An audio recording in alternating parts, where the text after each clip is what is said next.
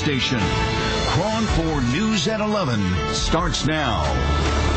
The clock is ticking down to a BART strike. If they can't get a deal done, the Bay Area commute could be thrown into chaos in about a week. KRON-4's Jeff Pierce shows us workers are not backing down from their demands.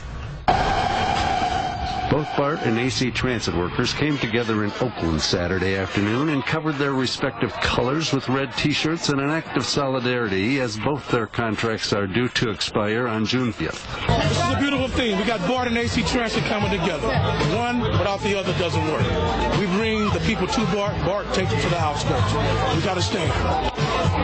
In an event that was more picnic than political, there was still the undercurrent that the two union locals could cause transportation havoc in the Bay Area. Our local is ATU, their local is ATU. We have other unions here as well. We're coming together to show our unity for each other's situation. Union members signed up to pass out flyers in hopes that a public that might be caught up in a traffic gridlock doesn't see them as a major stumbling block. If it should come to a situation where there's gridlock in the Bay Area, and that all of us, including our members and including myself, we're all inconvenienced, please know that ATU Local 192 did everything possible to prevent it. What's good for the drivers is good for the riders. Whether the riding public will see it that way remains to be seen. In Oakland, Jeff Pierce, KRON-4 News. Some of the sticking points between union members and BART is a 23% pay raise over 3 years. In response, BART management released information showing that the average base pay rate of a BART worker starts at $79,500 and that workers receive full benefits. An issue for BART management is the pension plan that BART employees don't pay into, but the company pays for. Right now they're paying nothing into their pension. That's unheard of. State employees pay into their pension. Anyone that's part of the CalPERS pension program pays, but BART employees don't. And we're asking them, let's just start paying a little bit more. And on health care, our employees pay only $92 a month, no matter how many people you have in your family. $92. No one in the Bay Area pays that. BART employees say another concern is safety as they deal with unruly passengers and the homeless on a daily basis.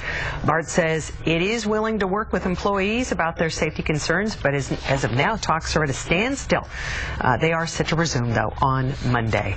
Coverage continues on the BART strike threat. It has been 16 years since BART workers last walked off the job. That strike created a commuting nightmare across the Bay Area. Since then, both the BART system and the Bay Area, well, it's grown, and a new strike could have an even deeper impact. KRON-4's Charles Clifford shows us how things have changed. During the last BART strike in September of 1997, the Bay Area's population was just over 6 million people, according to the 1990 census, and gas was hovering at around $1.50 a gallon. At the time, BART had a daily ridership of about 260,000 passengers. During the strike, thousands of those commuters were forced to find other ways to get around. Bus and ferry systems were overwhelmed, and traffic jams, especially on the Bay Bridge, lasted for hours. The strike lasted 6 days before BART managers and union leaders reached a labor agreement and things got back to normal. On several occasions since then, BART has come close to having another strike, but a deal has always been reached before there were any problems. Since 1997, the Bay Area's population has increased to more than 7 million people, and gas is now more than $4 a gallon. These two factors have made BART very popular for many commuters. The transit agency now has a daily ridership of more than 373,000 people. BART has also expanded since 97, adding stations in South San Francisco, San Bruno, Millbrae, and they've also added a stop at SFO. If BART workers go on strike again, slowing down or stopping the system, the impact on traffic in the other transit agencies could be bigger than it was 16 years ago. In the newsroom, Charles Clifford, KRON-4 News. And we're taking an even closer look at what problems commuters faced during the 97 strike and exactly how long the wait was for using other public transportation. That story's coming up a little later on in the news.